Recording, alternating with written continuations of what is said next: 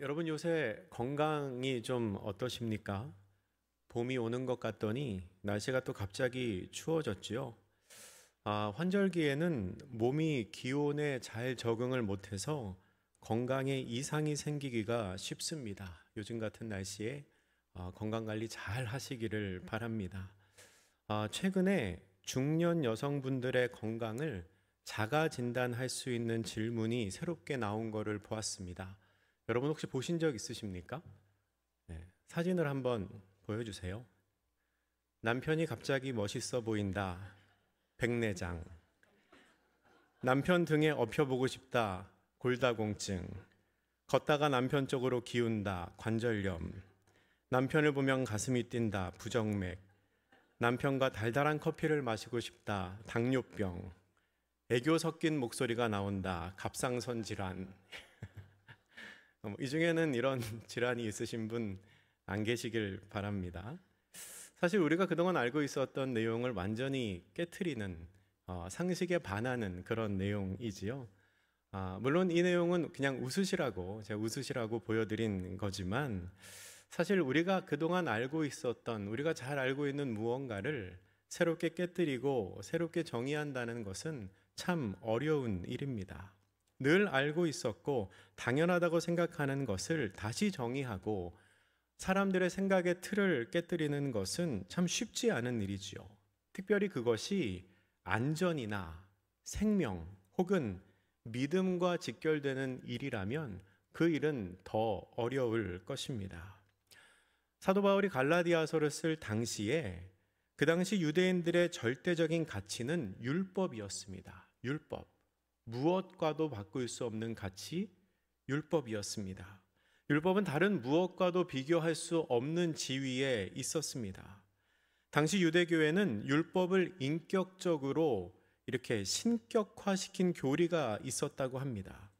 천지가 창조되기 전에 이미 율법이 존재했었다라고 말하는 율법의 선제설, 그리고 그 율법이 하나님의 창조 활동에 동역을 했다고 하는 율법의 창조 동참설 등을 믿었습니다. 게다가 당시의 유대인들은 하나님의 말씀, 그러니까 율법대로 살지 않아서 자신들이 이렇게 되었다고 생각합니다. 이렇게가 뭘까요? 나라를 잃어버리고 다른 민족에게 지배를 받는 처지가 되었다고 생각했습니다. 그러니까 더욱 율법을 잘 지키려고 노력을 했었지요. 그런 시대적인 배경에서 바울은 복음을 전했습니다. 바울은 율법이 아니라 예수님을 믿음으로 말미암아 구원받는다는 것을 전하는 사람이었기 때문에 유대인들에게 복음을 전할 때에는 필연적으로 이 율법의 개념을 재정립했어야 했습니다. 사람들의 인식 속에 율법이 최상위의 가치로 자리 잡은 상태에서는 복음이 들어갈 여지가 없었기 때문입니다. 오늘 본문에서 바울은 율법과 약속에 대해서 설명을 하면서 하나님의 약속이 율법보다 앞선다는 것을 증명하고 있습니다. 우리 오늘 본문 갈라디아서 3장 15절 말씀을 다시 한번 같이 읽어보겠습니다. 시작. 형제들아, 내가 사람의 예대로 말하노니 사람의 언약이라도 정한 후에는 아무도 패하거나 더하거나 하지 못하느니라. 아멘. 바울은 말씀을 다시 시작하며 형제들아 하고 친근한 호칭으로 갈라디아 교인들을 부릅니다. 이것은 일종의 유대감을 확인하는 겁니다. 앞으로 할 이야기가 중요하고 심각한 이야기이기 때문에 더 이렇게 일부러 부르는 것이지요. 내가 남으로서 하는 얘기가 아니다. 형제로서, 같은 유대인으로서 당신들에게 말하고 있는 것이다 라는 사인입니다. 그리고 사람의 예대로 말하노니 라고 말하지요. 세번역 성경에서는 사람의 관례를 들어서 말하겠습니다 라고 번역합니다. 그러니까 우리 일상생활에서 흔히 일어나는 일로 내가 설명을 해 보이겠다라는 뜻입니다. 그러면서 어떤 예를 들고 있습니까? 사람의 언약이라도 정한 후에는 아무도 패하거나 더하거나 하지 못하느니라 라고 말합니다. 이 본문에 나오는 언약은 헬라어로 디아세케라는 단어인데요. 언약이나 계약이라는 의미도 있지만 유언이라는 의미도 있습니다. 그래서 새번역 성경은 같은 본문을 이렇게 번역했습니다. 우리 15절의 하반절을 새번역 성경으로 같이 읽겠습니다. 시작. 어떤 사람이 적법하게 유언을 작성해 놓으면 아무도 그것을 무효로 하거나 거기에다가 어떤 것을 덧붙일 수 없습니다. 아멘. 그러니까 누군가가 작성해 놓은 유언, 누군가가 작성해 놓은 언약을 다른 사람이 무효로 할 수 없다는 겁니다. 자, 이 내용을 기억하면서 우리 17절 말씀을 새번역 성경으로 같이 읽어보겠습니다. 시작. 내가 말하려는 것은 이것입니다. 하나님께서 이미 맺으신 언약을 430년 뒤에 생긴 율법이 이를 무효로 하여 그 약속을 폐하지 못합니다. 아멘.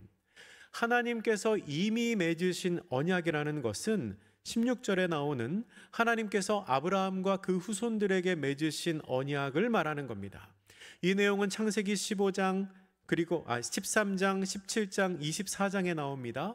땅과 후손, 자손에 대한 하나님의 약속이었지요.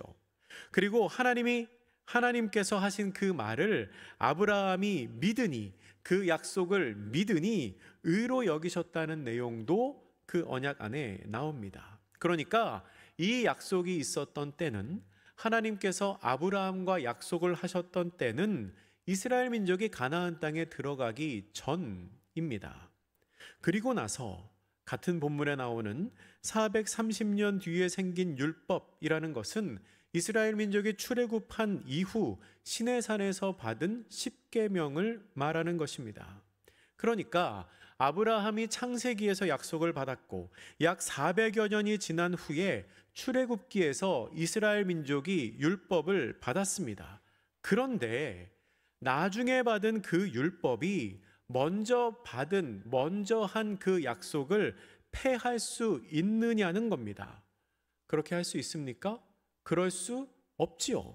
그럴 수 없다는 것, 정당한 유언은 아무도 무효로 할 수 없다는 것을 우리 앞의 말씀에서 이미 보지 않았습니까? 언약이 먼저이고 율법이 그것을 폐하지 못한다는 겁니다. 그리고 그 뒤에 나오는 18절 말씀은 이렇게 기록합니다. 이것도 새번역 성경으로 같이 읽겠습니다. 시작. 그 유업이 율법에서 난 것이면 그것은 절대로 약속에서 난 것이 아닙니다. 그러나 하나님께서는 약속을 통하여 아브라함에게 유업을 거저 주셨습니다. 아멘. 하나님께서 아브라함과 맺은 언약, 아브라함과 맺은 약속은 율법을 바탕으로 해서 약속을 한 게 아니었습니다. 율법은 나중에 생겼습니다. 하나님께서는 그저 약속을 통하여 아브라함에게 유업을 주셨다는 겁니다. 이 본문에서 바울이 말하고자 하는 바는 분명합니다. 하나님께서 아브라함에게 주신, 아브라함이 여호와를 믿으니 여호와께서 이를 그의 의로 여기셨도다 하는 말씀, 그리고 믿음으로 복을 받는다라는 언약은 율법보다 앞서고 율법보다 우선하고 율법이 생긴 후에도 계속해서 효력을 발휘한다는 것입니다. 자, 우리가 여기까지 이해를 하면 아주 단순한 질문으로 율법과 약속의 선후 관계를 파악할 수 있습니다. 제가 질문해 보겠습니다. 여러분, 아브라함이 율법을 지킴으로 말미암아 복을 받았습니까? 아니면 약속의 성취로 복을 받았습니까? 그렇죠. 감사합니다. 약속의 성취로 복을 받았지요. 아브라함 때에는 율법이 없었습니다. 아브라함 할아버지는 십계명을 못 보고 돌아가셨어요. 천국 가서 보셨겠죠. 그러니까 바울이 지금 말하고 싶은 게 뭡니까? 율법보다 언약, 약속이 앞선다는 겁니다. 여러분, 이게 단순한 것 같아도 참 중요한 내용입니다. 왜냐하면 바울이 지금 말하고 있는 이 논리는 지금까지 율법이 다른 어떤 것보다 중요하다고 생각했던 유대인들에게, 율법이 태초부터 하나님과 함께 계셔서 천지 창조에도 관여했다고 생각하는 유대인들에게 율법보다 앞서는 것이 있다는 것을 알게 하는 바울의 증명이기 때문입니다. 율법보다 앞서는 것이 있고, 그리고 하나님께서 그 약속을 통하여 복을 주셨다는 거죠. 그리고 그 논리 구조 안에서, 그러니까 율법보다 앞서는 언약이 있다는 논리 구조 안에서 바울이 또 다른 것을 말하는데, 그게 뭐냐면 믿음입니다. 믿음. 오늘 본문은 아니지만 바로 뒤에 나오는 갈라디아서 3장 23절부터 25절까지의 말씀은 바울이 정말로 하고 싶은 이야기를 보여주고 있습니다. 우리 이 말씀도 같이 한번 읽겠습니다. 23절부터 25절입니다. 시작. 믿음이 오기 전에 우리는 율법 아래에 매인 바 되고 계시될 믿음의 때까지 갇혔느니라. 이같이 율법이 우리를 그리스도께로 인도하는 초등교사가 되어 우리로 하여금 믿음으로 말미암아 의롭다함을 얻게 하려 함이라. 믿음이 온 후로는 우리가 초등교사 아래에 있지 아니하도다. 아멘. 바울이 뭐라고 말합니까? 믿음이 오기 전에는 율법 아래에 있었지만 믿음이 온 후로는 우리가 율법에 매이지 않습니다 라고 말합니다. 아마 바울이 처음부터 이 이야기를 했다면 이 얘기를 듣는 유대인들이 반발했을 겁니다. 그러나 이미 그들이 생각하는 논리는 깨어졌죠. 율법이 가장 우선하는 가치가 아니다.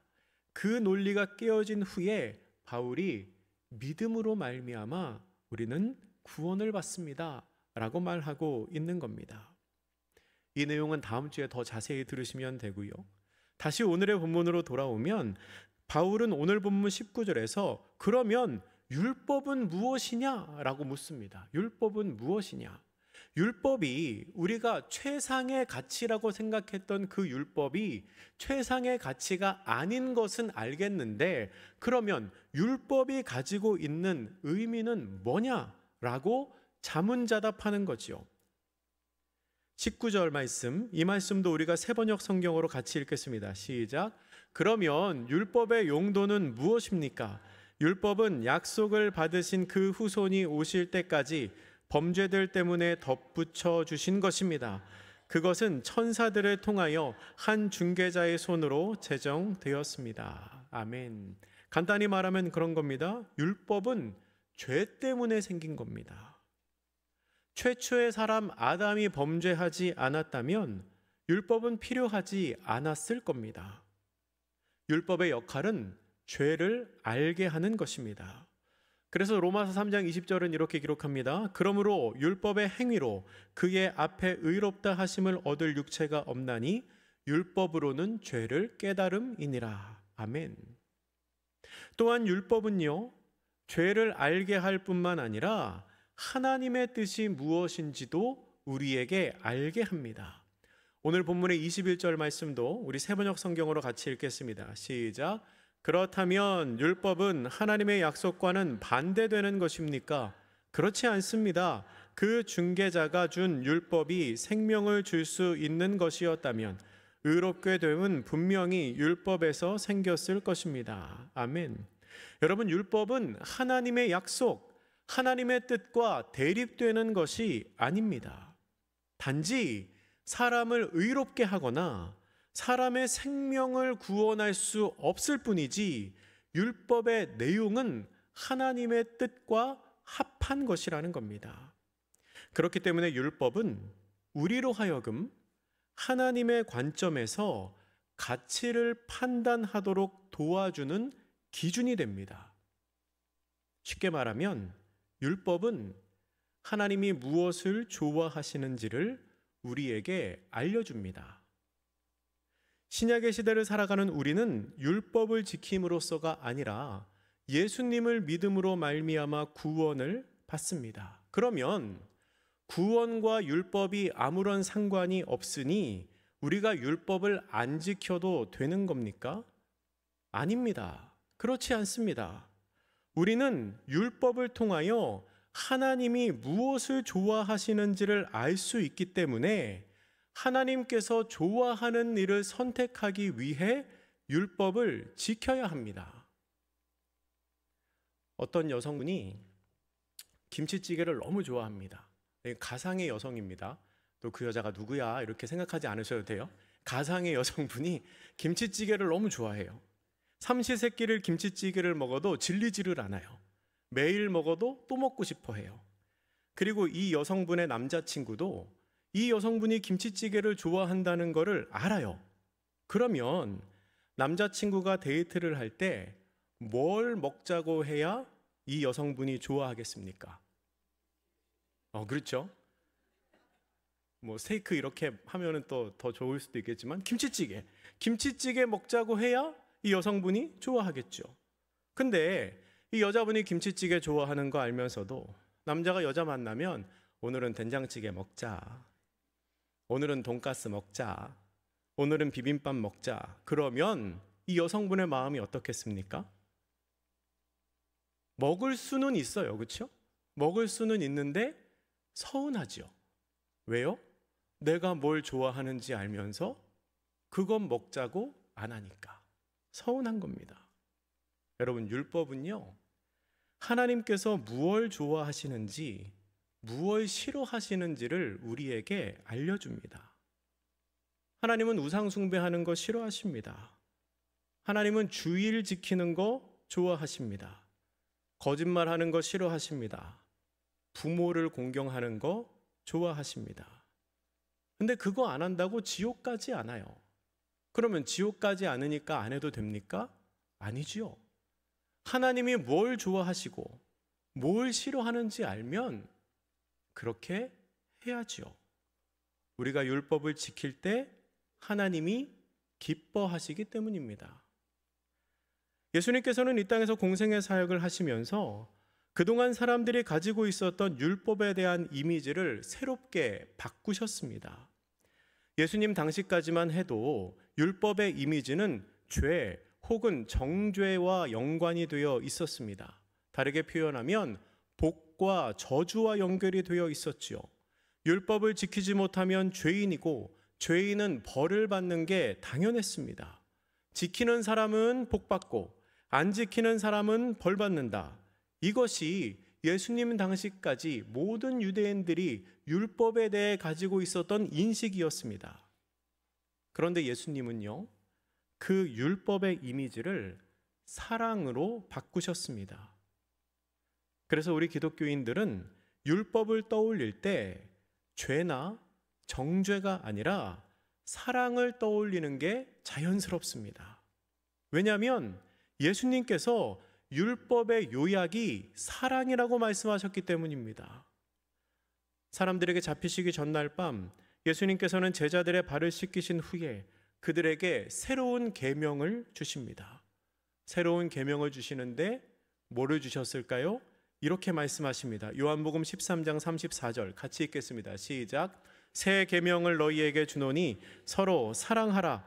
내가 너희를 사랑한 것 같이 너희도 서로 사랑하라. 아멘. 새 계명은 새 율법이라고 말해도 틀리지가 않습니다.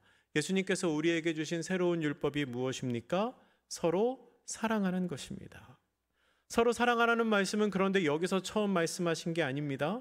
조금 더 거슬러 올라가다 보면 가장 큰 계명을 묻는 율법사의 질문에 예수님께서 이렇게 대답을 하셨습니다. 마태복음 22장 35절에서 40절까지의 말씀 조금 길긴 하지만 우리 이것도 한 목소리로 같이 읽습니다. 시작. 그 중에 한 율법사가 예수를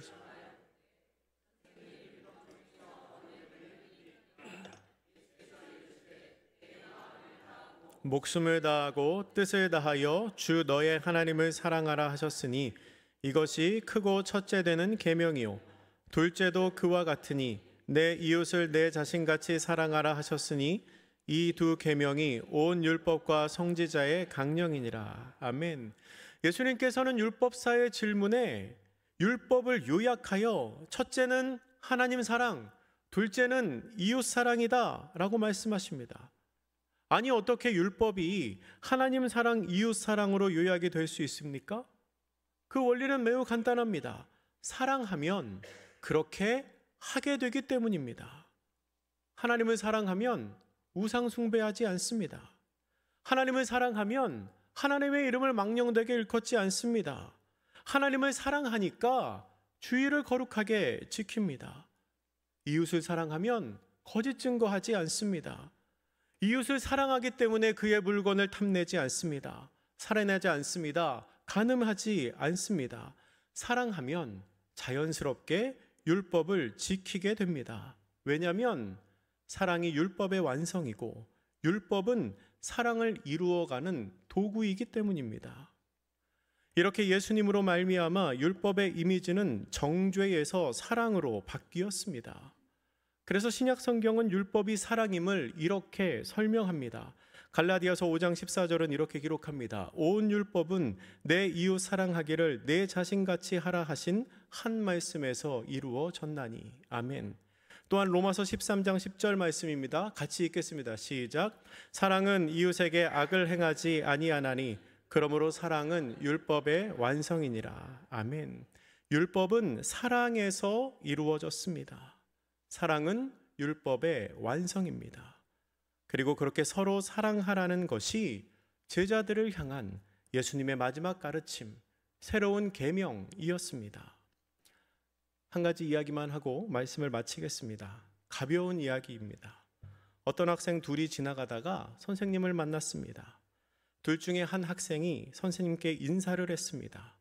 그런데 그 인사가 별로 성의 있는 인사가 아니었던 것 같습니다. 선생님이 인사를 한 그 학생에게 이렇게 말합니다. 야, 인사를 할 거면 똑바로 해야지. 이렇게 말하고 지나가셨어요. 두 명이 가다가 한 명은 인사를 하고 한 명은 인사를 안 했는데 인사를 안 한 아이는 혼나지도 않고 인사를 한 아이가 혼났어요. 여러분 어떻게 생각하십니까? 이게 어떻게 보면 굉장히 억울한 상황이죠. 이 선생님에게 혼난 아이는 두 마음 중에 하나를 선택할 수 있습니다. 첫 번째 마음, 아이 뭐야, 나만 인사하고 나만 혼나고 다음부터 인사하나 봐라. 아니면 두 번째 마음, 그래, 선생님 말씀처럼 기왕에 인사할 거면 제대로 해야지. 여러분 같으면 어떤 선택을 하시겠습니까? 대답 안 하셔도 됩니다. 그런데 여러분, 율법이요, 이거랑 비슷해요. 모르는 사람은 정죄를 받지도 않습니다. 그런데 율법을 아는 사람에게는 하나하나가 지적거리가 됩니다. 이게 모르면은 양심의 가책도 안 받는데 아니까 자꾸 찔려요. 그런데 그게 싫다고 해서 우리는 율법을 지키는 일을 포기해서는 안 됩니다. 왜냐하면 율법의 대상이 하나님이시기 때문에 그렇습니다. 사람을 대상으로 하면 포기해도 되겠지요. 물질을 대상으로 한다면 포기해도 상관없겠지요. 그런데 그 율법의 대상이 하나님이시니 하나님께서 그렇게 하는 걸 기뻐하신다고 하시니 힘들어도 포기할 수가 없는 겁니다. 이 아이가 다음부터는 인사를 제대로 하기 시작했습니다. 인사 잘하는 학생이 되었어요. 그런데 행위도 중요하지만 마음의 동기도 중요합니다. 속으로는 막 이를 바득바득 갈면서 혼나지 않기 위해서 혹은 칭찬받기 위해서 억지로 인사를 할 수도 있지요. 아니면 이렇게 생각할 수도 있습니다. 그래, 선생님이 다 나 잘 되라고 하시는 말씀이지. 저렇게 말씀하시는 선생님도 귀찮으실 거야. 귀찮음을 무릅쓰고 말씀을 하시니 내가 그렇게 해야지. 다 나 잘 되라고 하시는 말씀일 거야 하며 감사한 마음으로 인사를 할 수도 있습니다. 조금 전에 말씀드린 두 가지의 태도 중에서 전자, 첫 번째 태도가 율법을 대하는 구약의 유대인들의 모습이라면 후자, 두 번째 태도는 예수님이 말씀하신 사랑으로 율법을 완성하는 모습입니다. 억지로 하는 게 아닙니다. 사랑해서 하다 보면 어느새 그렇게 되어 있다는 겁니다. 아까 말씀드린 것처럼 예수님께서 제자들에게 사랑의 계명을 알려주실 때 먼저 하셨던 행동이 있습니다. 어떤 행동인지 기억하시나요? 그것은 제자들의 발을 씻겨주신 행동이었습니다. 사람들의 발을 씻겨주는 것은 종이 해야 하는 일입니다. 그런데 예수님이 그 일을 하셨습니다. 그리고 그렇게 말씀하시지요. 내가 이렇게 했으니 너희도 그렇게 해라 하십니다. 무슨 말입니까? 사랑을 받았으니 사랑을 베풀라는 겁니다. 내가 사랑받은 대로 나도 사랑하면 사실 율법은 필요가 없을 겁니다. 하나님께서 나를 사랑하시는 만큼 내가 하나님을 사랑하고 이웃이 나를 사랑하는 만큼 내가 이웃을 사랑한다면 율법이 필요하지 않겠지요. 하나님을 사랑하니까 당연히 우상 숭배하지 않을 겁니다.